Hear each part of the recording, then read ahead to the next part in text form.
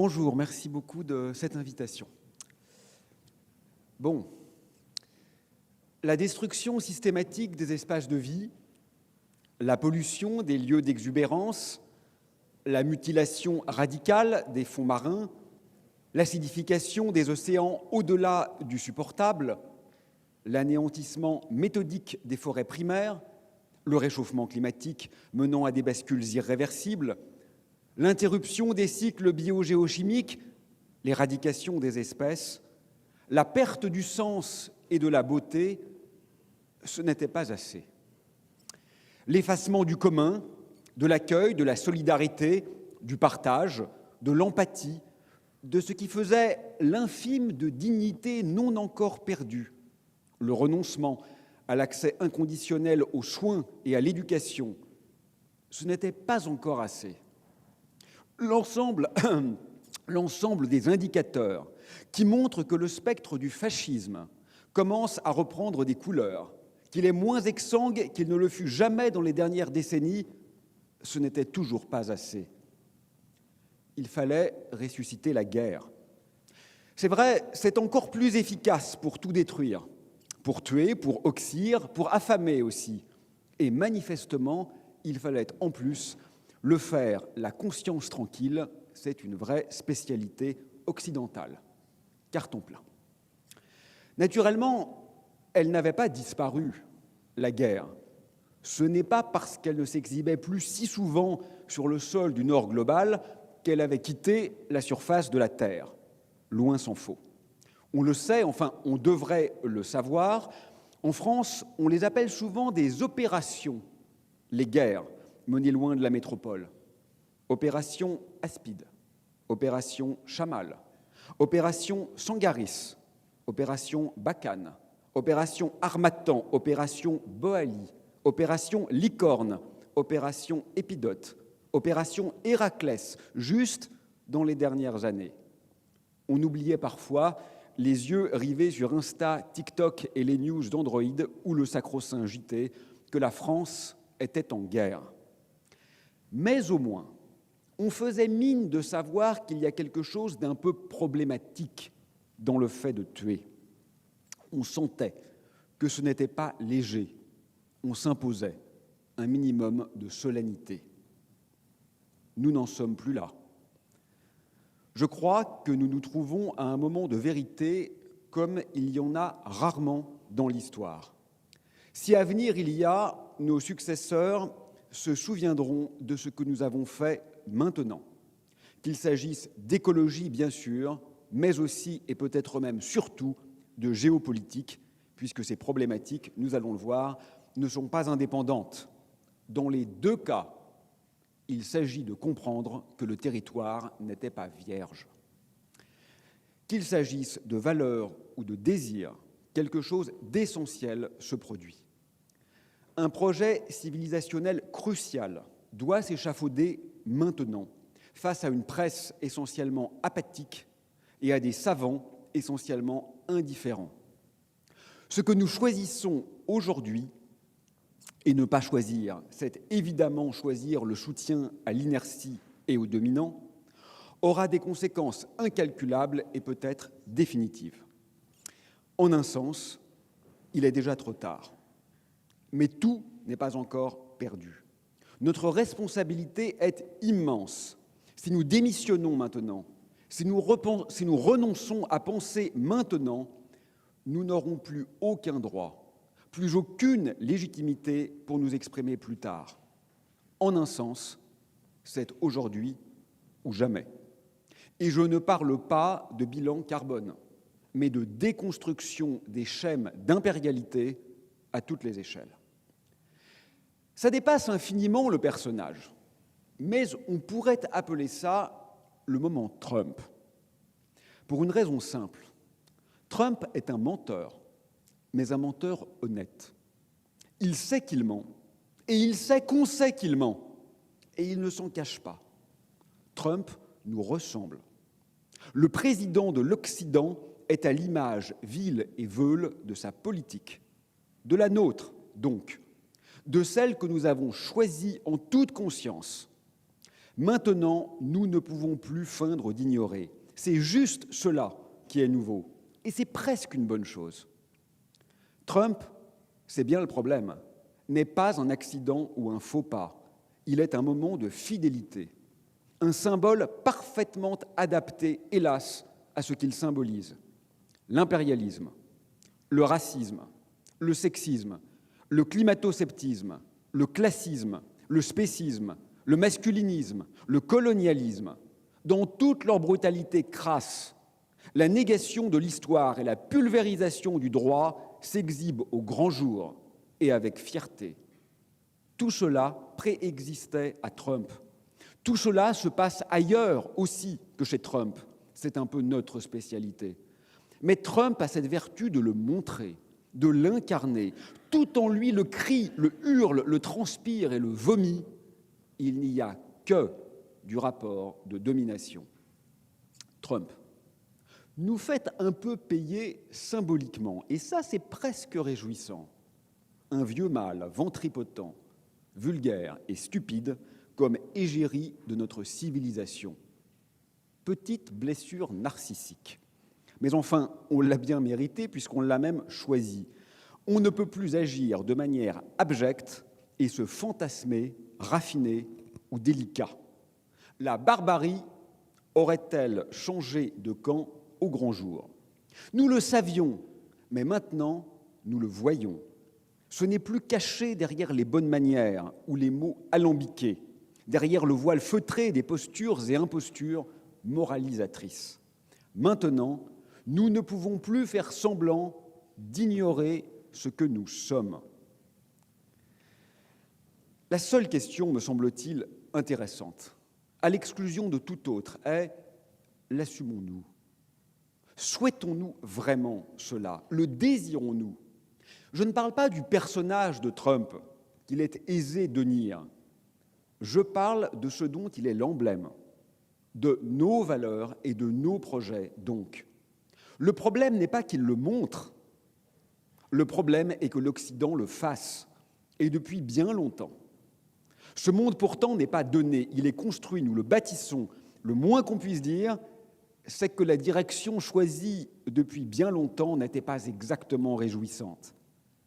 Mais depuis quelques années, dans une sorte d'ultime éjaculation nihiliste, de jouissance nécrophile, il semble que nous ayons choisi d'accélérer le massacre et de nous enorgueillir de cette superprédation suicidaire, de nous repaître de notre hubris dans une fureur qu'on pourrait presque dire masochiste. Notre soif de sang n'en finit plus de se nourrir de ses propres exactions. J'insiste, Trump n'est pas l'origine, il n'est que le symptôme, l'incarnation paroxystique. Trump a la vertu de la transparence. Il se lit à livre ouvert, un livre avec peu de mots vu son vocabulaire, mais peu importe, en palimpseste, c'est toute notre civilisation qui s'exhibe, et ce n'est pas très joli. Trump est notre portrait de Dorian Gray. La seule question est, supporterons-nous de le regarder en face? Il n'est pas un risque pour le futur. Il est la représentation clinquante de ce que fut notre passé et de ce qu'est notre présent. Il va falloir plus qu'une transition ou une révolution. Il va falloir une trahison par fidélité et par amour. Je vais y revenir. En passant, et puisque Trump s'enorgueillit de ses prisons-cages pour parachever l'humiliation et la déshumanisation, en particulier de pauvres gens en situation tragique, il est un peu dommage de ne découvrir ici, en France, la violence du système judiciaire et carcéral que quand elle touche un puissant. C'est une question essentielle et elle devrait nous préoccuper bien davantage, et en premier lieu pour celles et ceux qui subissent les comparutions immédiates et les jugements expéditifs, très souvent sévères, et qui connaîtront les affres de cellules surpeuplées et insalubres, de brutalité et de menaces pendant de longues années, quant à eux. Et ça peut être pire encore. Il est des lieux en ce monde où la torture est institutionnalisée dans les geôles.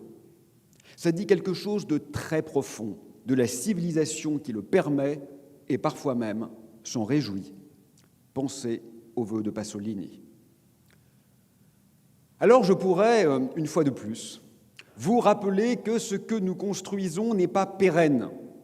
Mais bien sûr que ça ne l'est pas. Mais enfin, vous n'avez pas besoin de moi pour comprendre qu'on ne peut pas dépenser durablement plus que ce que l'on a. C'est tellement évident que je ne vous ferai pas l'insulte d'y revenir. Mais je crois que ce n'est pas la question. Quand bien même ce serait stable, ce qui n'est pas le cas.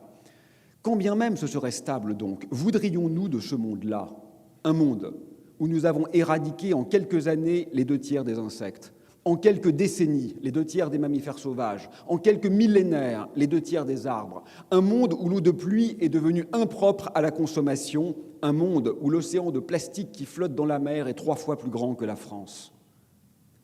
Quand bien même nous pourrions faire assez d'enfants pour compenser, les tuer, les massacrer, les exploser, les affamer.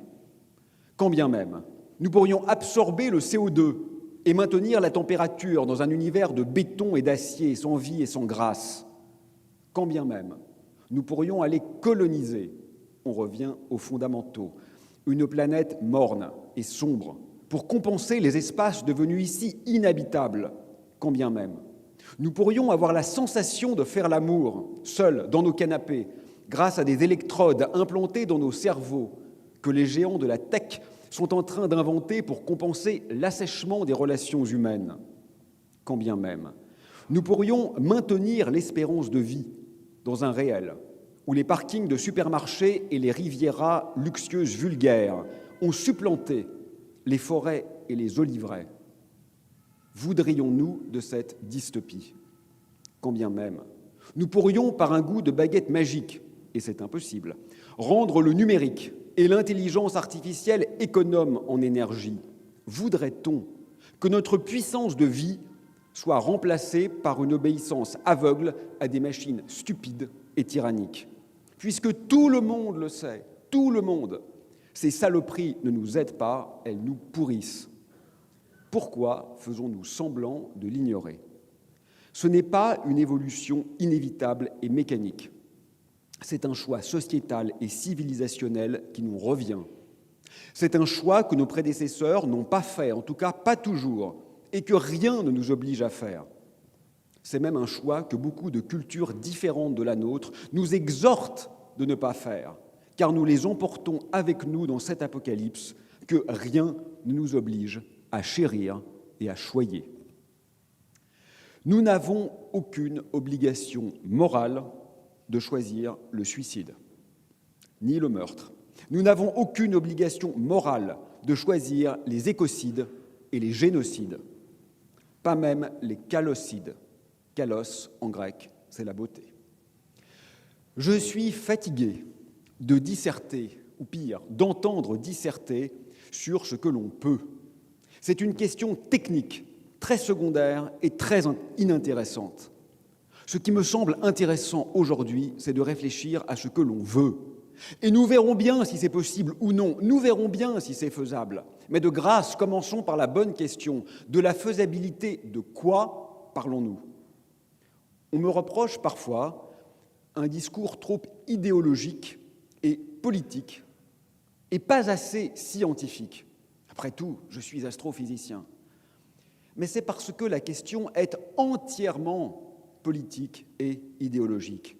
La science ne peut pas nous dire ce que nous désirons. Il n'y a rien de scientifiquement faux à tout détruire. Pourquoi avons-nous si peur d'être libres? Il ne s'agit pas de résoudre des équations, mais de choisir le monde que nous souhaitons habiter. C'est plus important et plus excitant. À quoi bon chercher à savoir si ce temps de guerre, d'oppression, d'oubli, de machines sans âme, de logiciels qui rendent fous, de températures qui brûlent, d'administrations qui détruisent, d'armées qui exterminent, de lois qui asservissent, de drones qui mutilent, si ce temps peut perdurer encore un peu? Et c'est pourtant tout ce qui semble nous obséder. Comment faire durer l'orgasme des uns et le martyre des autres encore un peu? Comment collectivement agoniser quelques années de plus? Misère.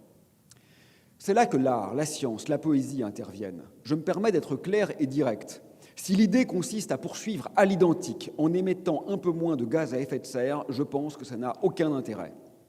Il me semble que pour les activités créatrices, la question est claire. Est-ce que nous contribuons par ces gestes à soutenir un système de destruction massive ou est-ce que nous tentons d'ouvrir à un tout autre monde? L'Occident est malade de logos, malade de son propre mythe. Est-ce que nous donnons sa chance à l'ailleurs? Je crois que c'est la seule question qui vaille. J'ai un doctorat de philosophie. Pendant toutes ces études, 9 ans, je n'ai pas lu un auteur non blanc. Je n'ai pas aperçu une idée de Chine, du Moyen-Orient, d'Afrique, d'Océanie ou amérindienne. Ne sommes-nous pas fatigués de tourner en boucle dans l'orgie agonisante de notre seule culture? Et je ne parle pas de cette horrible catégorisation mi-condescendante, mi-ignorante de littérature du monde, à moins qu'il faille en conclure que la nôtre soit immonde. J'adore la musique classique, mais je n'en peux plus de voir la 13 millième version des variations Goldberg sortir dans les bacs, alors que nous n'avons pour la plupart pas la moindre idée des sonorités ou des rythmes inventés par celles et ceux qui n'appartiennent pas à la civilisation la plus meurtrière de l'histoire, la nôtre donc. Je ne vous parle pas de divertissement culturel. Je vous parle d'effraction dans la matrice de l'Empire, le casse du millénaire, sans haine, sans armes, ni violence. Plus que d'autres sons, d'autres mots, d'autres valeurs, ce sont d'autres désirs, d'autres manières d'être au monde qui se jouent ici, d'autres façons d'entendre et d'aimer. Voilà le seul geste important, me semble-t-il. Regardez ailleurs avec humilité, pour apprendre et non pour enseigner. Nous sommes ceux qui ont échoué. Nous n'avons aucune leçon à donner. Il ne s'agit pas de s'ouvrir l'esprit avec un peu d'exotisme, de cocher la case diversité ou inclusivité. Il s'agit de découvrir que la totalité de nos créations n'était qu'une part dérisoire d'un vaste plurivers qu'il est temps de commencer à arpenter. Non seulement parce que nous n'avons plus le choix, mais parce que nous pourrions y trouver des motifs d'enchantement. C'est ici, nervuré de brutalité et énervé de suffisance, il n'est pas très gracieux. Tout réinventer, pourquoi pas, mais d'abord tirons les leçons de l'altérité que nous nous sommes contentés d'éradiquer ou d'invisibiliser. Et la communauté scientifique, croyez-le bien, n'a rien d'exemplaire.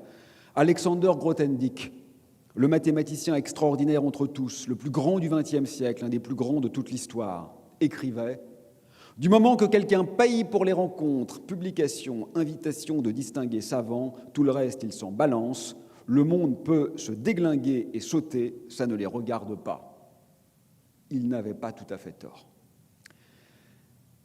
Bien sûr, la question cruciale à laquelle notre temps est confronté est logique. Qu'est-ce qui fonctionne? Elle est éthique. Qu'est-ce qui est juste? Mais je crois qu'elle est avant tout esthétique. Nous voyons très bien, mieux que jamais, la seule vraie règle du jeu des puissants. On peut le déplorer, on le doit, mais pas l'ignorer. Que ce soit factuellement faux ou impossible dans le long terme, que ce soit fondamentalement immoral et en contradiction patente avec les principes par ailleurs énoncés la main sur le cœur par les maîtres, dans les faits, tout le monde s'en fout. Ça n'a absolument aucune importance tant que ça sert le dominant. C'est ça, la vraie règle du jeu. Il faut donc venir ou revenir au seul levier encore efficace, l'esthétique. Parce que personne n'a envie d'être laid, pas même les despotes. Personne n'a envie de continuer à dévaster quand cela commence à enlaidir l'élégance qu'il ou elle se fantasmait. Et c'est ce qui est plutôt intéressant. Se demander ce qui est beau, c'est déjà entamer la révolution. Ça ne sert à rien de dire que les projets de l'Occident sont stupides ou maléfiques? On le sait. Demandons-nous plutôt, sont-ils beaux? Ce n'est pas un détail. Tant que l'on trouve que les fusées sont plus belles que les étoiles, que les images de GPT sont plus belles que les œuvres d'art, que les rapports de prédation, d'humiliation et de domination sont plus beaux que ceux de coopération, de compréhension et d'admiration, que les yachts avec héliport sont plus beaux que les petits voiliers en bois, que les colons arrogants sont plus beaux que les indigènes résilients, que les clashs sur X sont plus beaux que les haïkus d'Issa, on inventera toujours des arrangements avec l'éthique et la logique pour privilégier les premiers au détriment des seconds. Vous voyez bien que ça commence par une certaine idée de la beauté. Et je crois que c'est ici qu'il faut travailler. Ce n'est pas une posture guillerette, un divertissement d'intello ou une lubie de bobo. C'est extraordinairement concret et même radical, c'est-à-dire aux prises avec la racine. Finalement, la seule belle chose de cette catastrophe écologique, c'est que cette effraction de la factualité matérielle nous oblige, qu'on le veuille ou non, à poser les bonnes questions, celles que nous avions pris un soin infini à ne surtout pas mettre sur la table. Quand René Char écrit « Dans nos ténèbres », il n'y a pas de place pour la beauté. Toute la place est pour la beauté. D'abord, de quoi parle-t-il? C'est ça la question importante. De l'extrême inverse du réel aseptisé, artificialisé, normé et prévisible, buggé comme un site web et chiant comme une application que nous élaborons fièrement. Mais surtout, pourquoi ce vers est-il sublime? Parce que tout est référentiel, parce que René Char était résistant et que chaque mot réfère à une chaîne symbolique dans l'esprit de l'auteur d'une part et dans le réel d'autre part. Si un agent conversationnel, un algorithme, avait écrit exactement le même vers, il n'aurait pas une valeur faible, il aurait une valeur nulle, strictement nulle. Alors désinstallons GPT, fermons nos comptes X, épargnons-nous le cirque des médias aux ordres, c'est le moins que l'on puisse faire pour commencer à être sérieux. Mais c'est infiniment plus profond. Bien sûr, nous pouvons avoir des avis divergents sur beaucoup de questions, heureusement d'ailleurs. Mais le minimum commun, ce sur quoi je crois on ne peut pas être en désaccord, je l'appellerais la puissance d'être. La puissance d'être, c'est ce qui nous différencie des machines. C'est exactement ce qui nous rend vivants. C'est notre capacité à déjouer l'inertie mécanique. Or, tout ou presque de nos inventions contemporaines affaissent cette puissance d'être. Je ne vous parle pas des émissions de CO2. Je ne vous parle même pas de l'extraordinaire inefficacité que nous avons tous et toutes constatée avec ces machines ubuesques et prédatrices. Non, je ne veux pas créer mon 10 millième compte client, ni recevoir la newsletter, ni bénéficier de cookies personnalisés. Bien sûr que je ne veux pas, personne ne veut. Je vous parle de ce qu'Illich appelait le monopole radical. C'est la position de la technologie actuelle.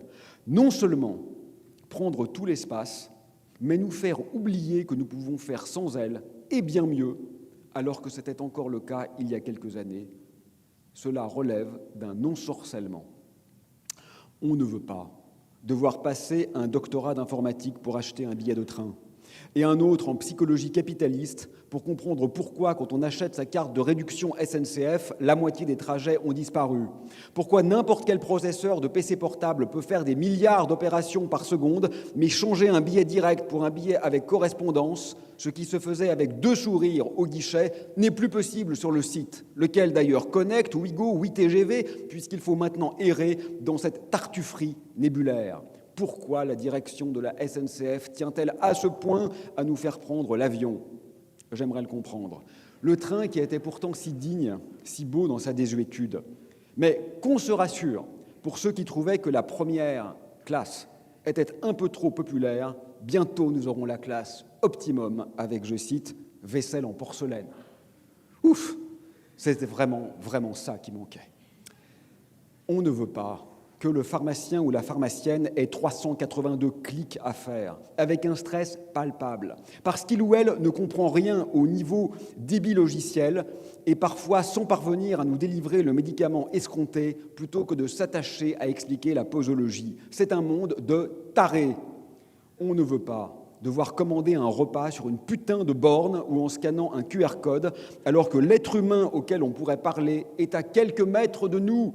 On ne veut pas de tablettes et de tableaux numériques dans les salles de classe, dont le bénéfice pédagogique n'est pas nul, mais négatif, qui coûtent une fortune, qui plantent tout le temps, qui polluent, qui consomment, qui prennent toute la place, qui empêchent de faire court. On ne veut pas de satellites qui défigurent le ciel, de fusées phalliques qui maculent le firmament dans un déluge de feu et de fureur, en détournant nos regards du magique et du tragique qui se déroule pourtant ici, résolument ici. Les milliardaires, à l'âme mesquine, peuvent bien s'amuser avec leurs jouets mortifères.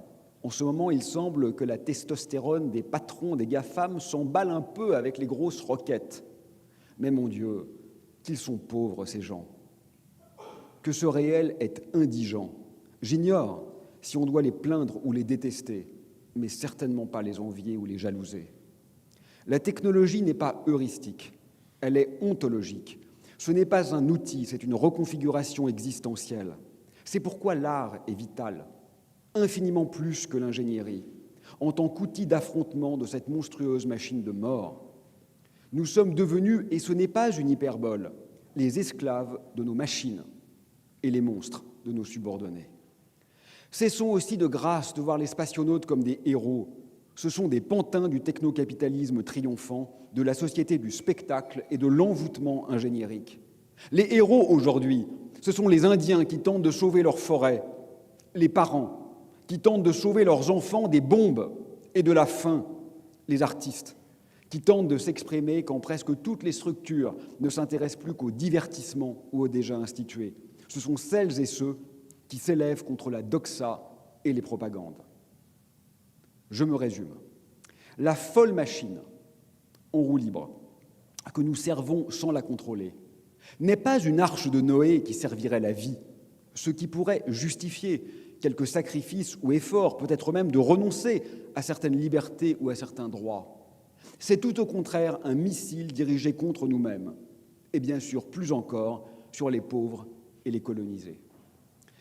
Atrophier et amoindrir notre puissance d'être, notre capacité à infléchir l'avenir, à exister, en faisant de nous-mêmes de simples rouages d'une mécanique, lancée donc dans une direction prédatrice et suicidaire, ce n'est pas très malin.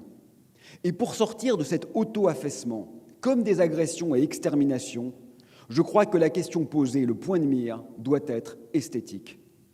Ce monde où nous avons méticuleusement rasé l'histoire et détruit le subtil, le précieux, le vivant, pour y installer des centres commerciaux et y déployer des avions de combat, il est moche avant d'être faux. Dans la taxonomie de l'ermite de Königsberg, je crois qu'il faut commencer par la troisième critique. Je dépasse de quelques minutes, vous me le pardonnerez. Vous comprendrez bien qu'il s'agit donc à la fois de nous sauver de notre suicide et de sauver les victimes de notre prédation. Et la méthode pour accompagner cette réflexion, je pense qu'elle doit être poétique. Ça fonctionne partout, même en astrophysique. En science, c'est le chemin qui compte, pas tellement le résultat. C'est, pour le dire comme Grothendieck, le paysage. Le paysage qui se déploie devant nous lors de la patiente et modeste entreprise d'intellection qui écoute le murmure du monde, pas les théorèmes craqués à coups de machine. Si on perd la poétique de la science, on perd tout. En art, c'est un peu la même chose. Au-delà du plaisir immédiat qui peut flatter les zones sensibles, c'est la reconfiguration de ce qu'on croyait savoir ou comprendre qui est importante. C'est l'irruption absolument inanticipable d'une grâce, venue de si loin qu'on ne pouvait pas même imaginer son existence. C'est cela qui est important. Donner à penser ce qui échappait à l'horizon de nos attentes. La catastrophe est si profonde que c'est le seul geste aujourd'hui fondamental. Tenter d'habiter poétiquement le monde en interrogeant la beauté est donc tout sauf une entreprise superficielle. Ce n'est pas un truc déconnecté et gentillet, ça revient plutôt à mettre l'essentiel sur la table, Où veut-on aller? Autrement dit, qu'est-ce qui relève de la beauté? Veut-on vraiment continuer à massacrer le fragile et le miraculeux pour truffer le monde de robots, de micros, de caméras, de centrales, de béton, d'algorithmes, de chars, d'applications et d'écrans? Aimons-nous vraiment cette médecine privatisée, ces laboratoires pharmaceutiques aux mains de fonds d'investissement, ces grandes écoles qui se vendent à des groupes pétroliers, ces réfugiés qu'on laisse mourir en mer, ces sans-papiers qu'on expulse comme des colis égarés, ces autochtones que l'on déshumanise sur leur propre terre?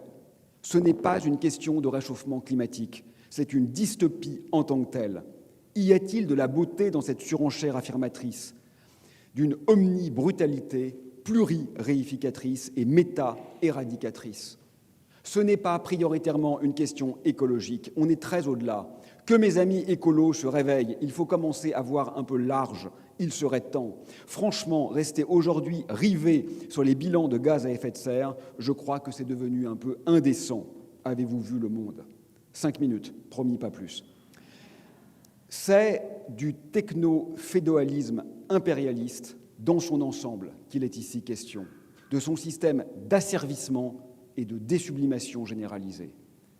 Ça n'a rien de naturel ou d'inéluctable. Nous sommes en train de le choisir. La poésie réfère à un genre littéraire. Le poétique désigne autre chose. Il se définit par opposition au prosaïque. Le prosaïque, ce serait l'utilisation d'une chose. Le poétique, la chose en tant que telle. Le prosaïque relèverait de la communication. Le poétique, de la communion. Le prosaïque serait une exploitation ou une fabrication. Le poétique, une connivence ou une création. Le prosaïque serait domestiqué, intégré, le poétique serait sauvage ou indigène.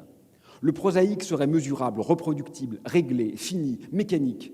Le poétique, au contraire, signerait une présence pleine et entière, nervurée d'imprévus, du monde, de soi et de soi dans le monde. Le poétique, c'est l'amour. L'écrivain Antonin Artaud le posait clairement: sous la poésie des textes, il y a la poésie tout court, sans forme et sans texte.